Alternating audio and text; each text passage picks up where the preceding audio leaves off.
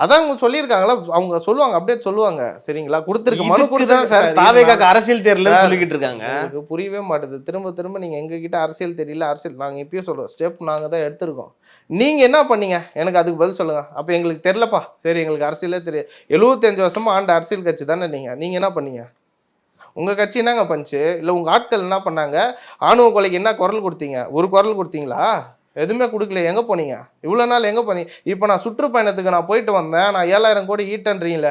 Sir நல்லா ஞாபகம் வச்சுக்கோங்க. 1952ல முதல் நம்ம வந்து இங்க வந்து ஒரு ஆட்சி அமைக்கிறோம். கரெக்ட்டா இல்லையா?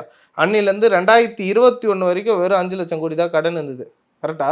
இத்தனை வருஷம் 50 வருஷமா இருந்த கடனை ஒரே வருஷத்துல 4 வருஷத்துல 4 லட்சம் கோடி எக்ஸ்ட்ரா ஏறி இன்னைக்கு 9 லட்சம் கோடி கடனா இருக்குது. எப்படிங்க ஆச்சு?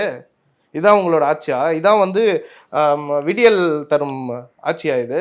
இதுதான் அந்த விடியல் தரும் ஆட்சின்றது இதுதான் நினைக்கிறேன். 50 வருஷமா கடனான ஒரு ஸ்டேட்டை 4 வருஷத்துல டபுள் ஆகி காமிச்சிட்டீங்க அந்த கடனை. என்ன பண்ணீங்க அவ்வளோ கடன்? என்ன பண்ணீங்க காசு?